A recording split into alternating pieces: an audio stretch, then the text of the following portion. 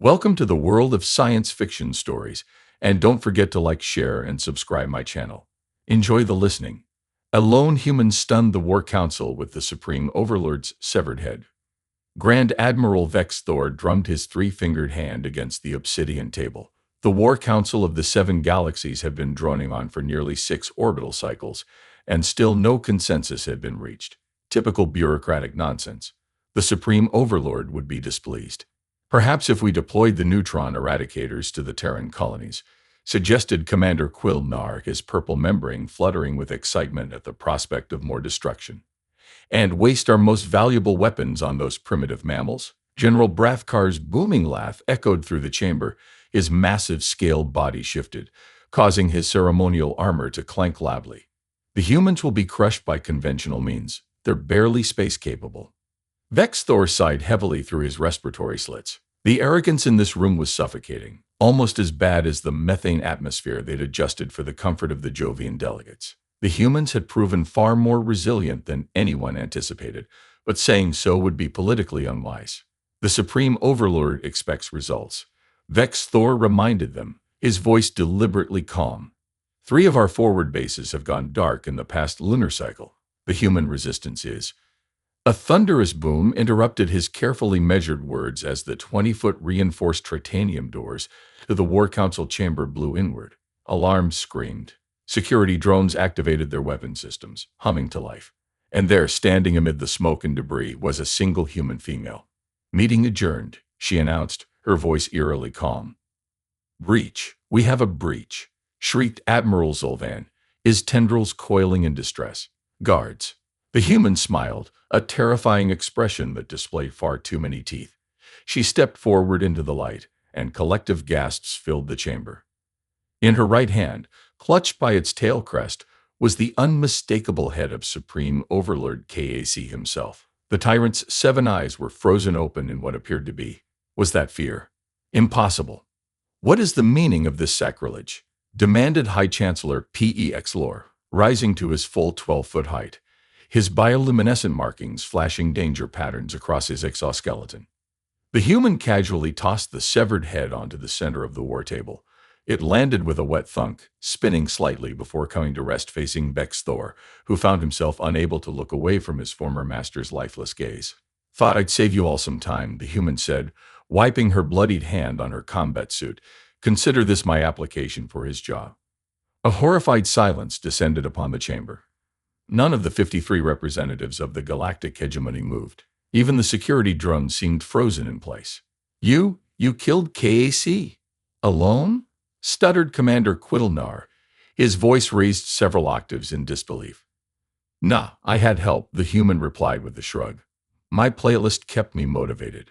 Nothing like classic rock while you're dismantling an empire, am I right?"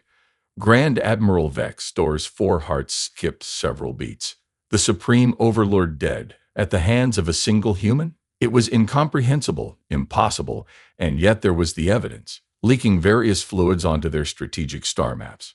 "This council is now under new management," the human announced, pulling up the only empty chair, KAC's ceremonial throne, and sitting down with her boots propped up on the table, mere inches from the severed head. "So, who wants to discuss terms of surrender first?" The Galactic hegemony had dominated the known universe for over 12,000 cycles. They had encountered hundreds of species, assimilated thousands of worlds, and established an unquestionable rule across 7 major galaxies. Their technological superiority was absolute, or so they thought. History would later mark the discovery of Earth as their greatest tactical blunder.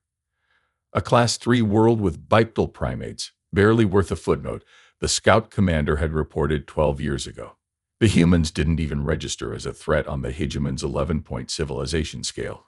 No faster-than-light travel, no unified planetary government, no significant telepathic abilities.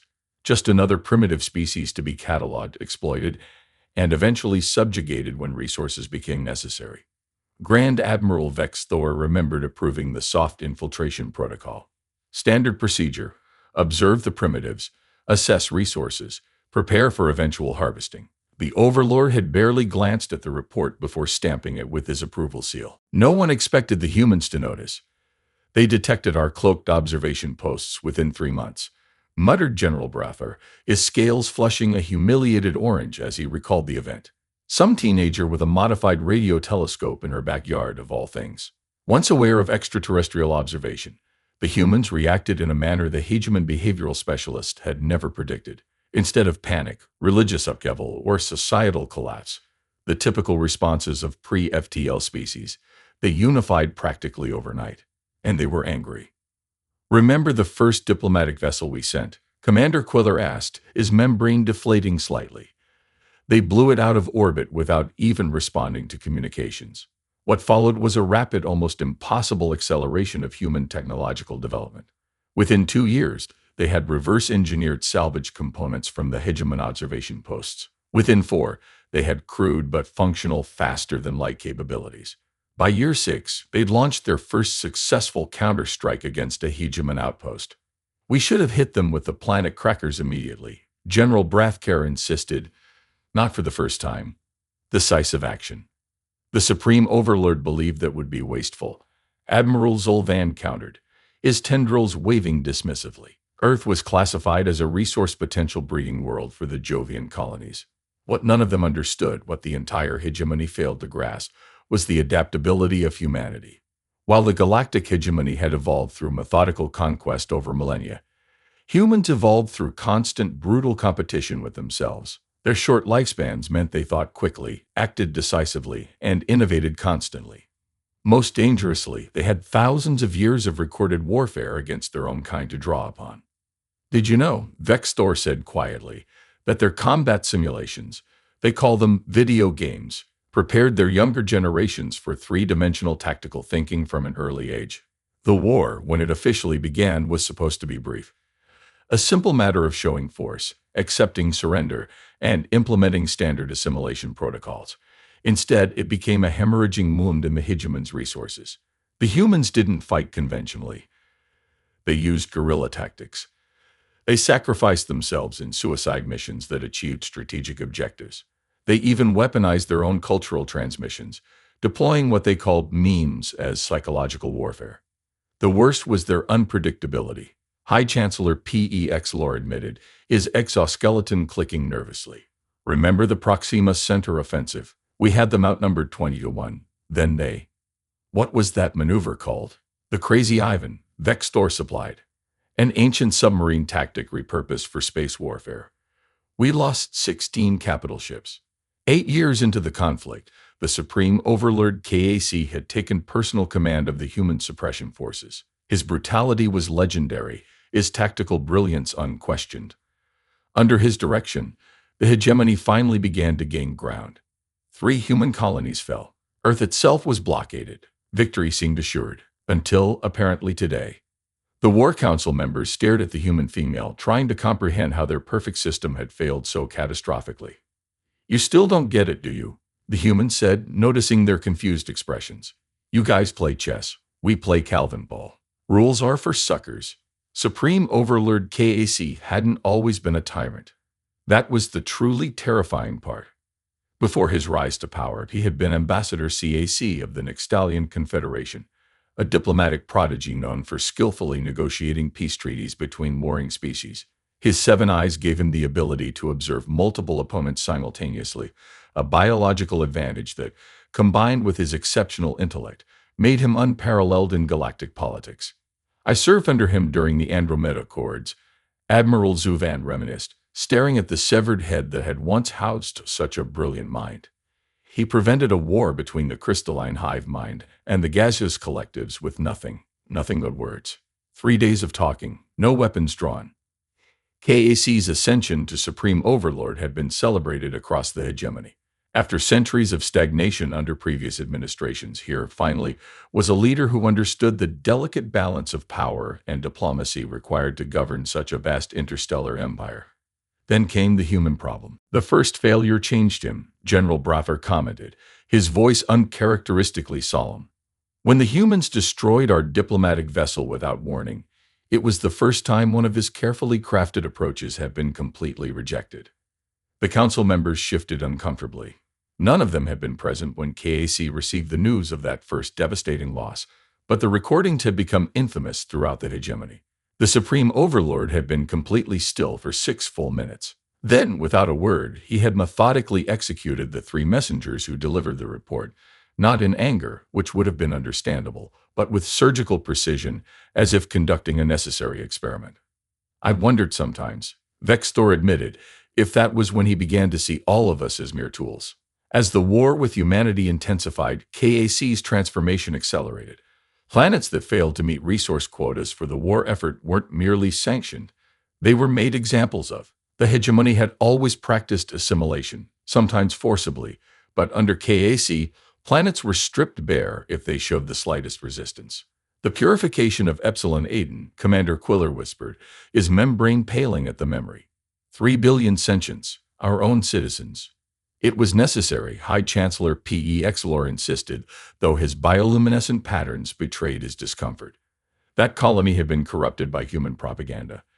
They were considering neutrality. Neutrality had become the ultimate crime under KAC's rule. Either fully committed to victory or complicit in defeat, he would declare during his empire-wide broadcasts. As resources dwindled and casualties mounted, his solutions became increasingly extreme. The thought harmonizers weren't his worst invention, Vextor noted grimly, but they were certainly his most insidious. The devices, mandatory for all citizens of the hegemony, suppressed independent thinking while amplifying loyalty to the Supreme Overlord. Creativity, once the cornerstone of their civilization, became suspicious. Innovation was permitted only in service to the war effort. Art, music, literature, all redirected toward propaganda or eliminated entirely. He told me once, Admiral Zolvan said quietly, that the humans had taught him the greatest lesson of his political career. Democracy is inefficient, compassion is weakness, and only absolute control ensures survival. Within the War Council itself, disagreement with KAC strategies had become increasingly dangerous. Empty seats around the obsidian table testified to the fate of those who had questioned his methods too persistently. Some had been publicly executed. Others simply disappeared, their names erased from official records as if they had never existed. The most terrifying aspect of KAC's rule wasn't the brutality. It was the calculation behind it. Every atrocity served a purpose. Every punishment delivered a message. He didn't seek to be feared. He sought to make fear itself an obsolete concept, replaced by absolute, unquestioning obedience. 3 years ago, General Brother recalled, when we successfully bombarded the human colony on Mars, he didn't celebrate our victory. He simply asked why it had taken so long, then doubled the resource quotas for all military production facilities.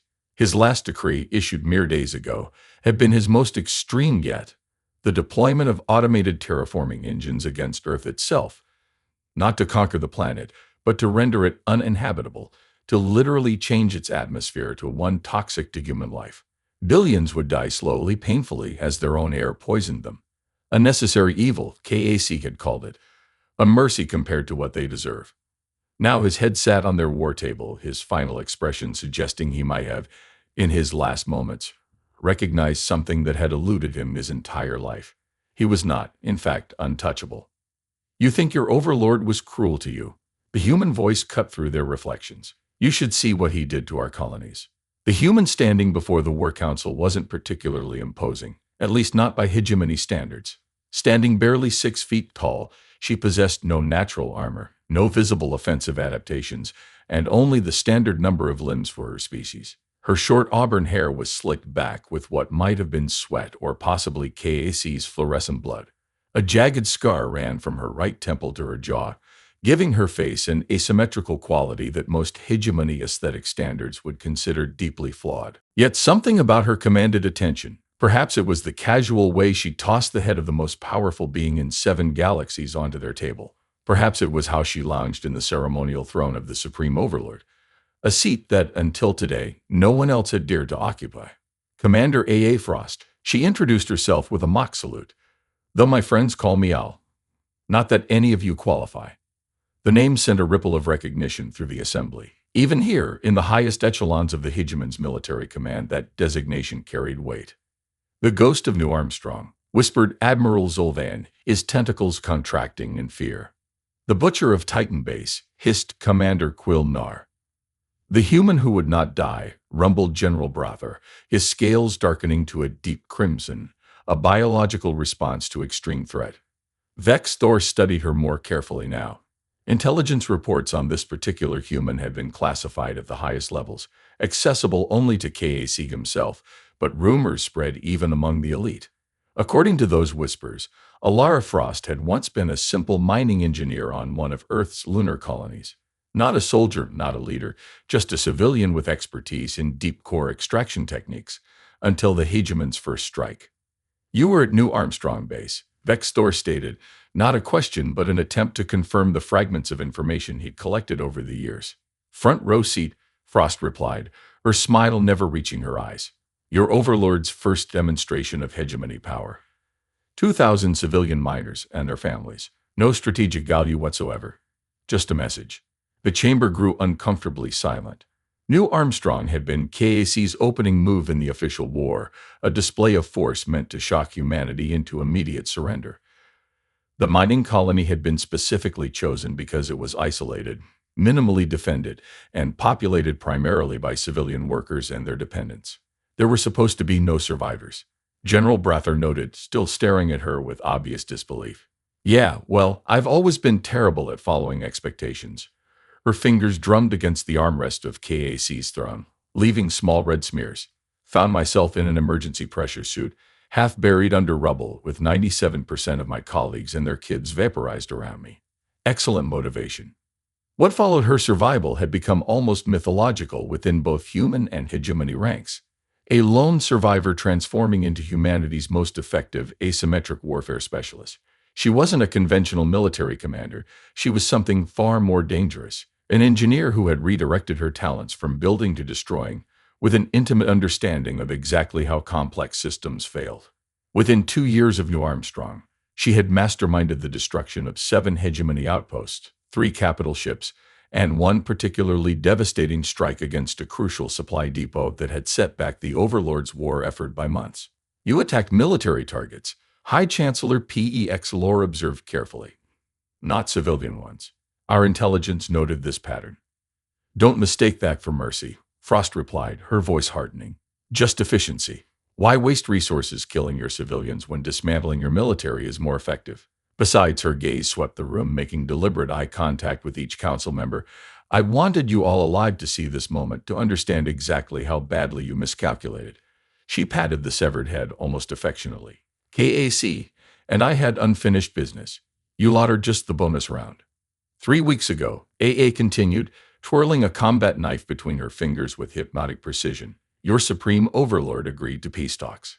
This revelation caused more surprise among the council members than the severed head had. Several let out involuntary vocalizations of shock. "Impossible," declared High Chancellor PEX Lore, his exoskeleton clicking rapidly in agitation. "The Supreme Overlord would never negotiate with." "Spare me." Alara cut him off. "Your intelligence services intercepted our quantum communications, revealing a potential vulnerability in Earth's defense grid. KAC knew he could finish the war with one decisive strike, but he wanted to savor it, to make us beg first." Vex Thor felt a chill pass through his central nervous column. This information was accurate, disturbingly so.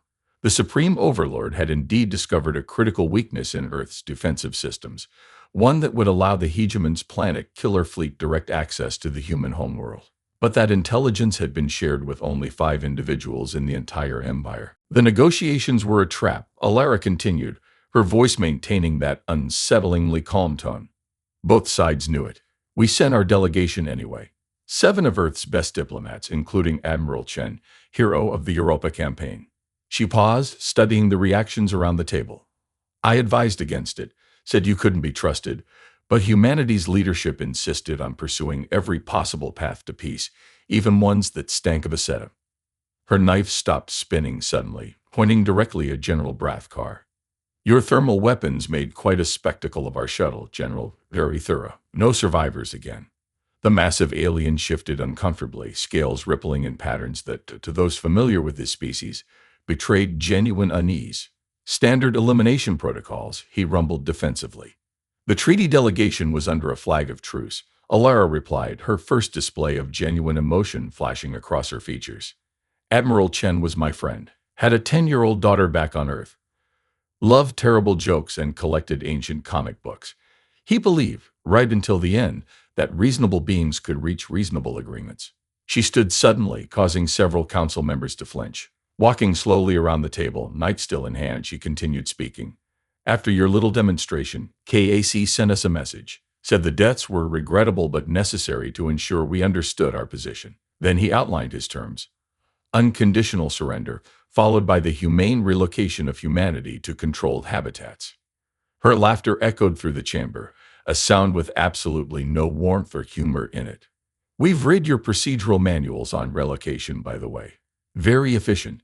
Separating families to prevent organized resistance. Sterilization to control population growth. Systematic elimination of cultural identity. Really heartwarming stuff. She stopped behind Admiral Zolvan, whose tendrils were now fully contracted against his body in obvious terror. That broadcast was the moment I decided your overlord needed to lose his head. Literally. She tapped the flat of her blade against the edge of his seat. Our leadership wanted to try one last diplomatic solution. I offered an alternative approach. They gave me 48 hours to make my point before they authorized the release of our doomsday weapons. Doomsday weapons? Squeaked Commander Quilnar. Alyra smiled that terrible smile again. Oh, you didn't think we'd been sitting idle while you planned our extinction, did you? We've got our own planet killers now, pointed at every major hegemony world. She returned to KAC's throne, sitting down with exaggerated casualness. So here's the situation. She made a show of checking her wrist device, about 26 hours to decide whether this war ends with one head or several billion.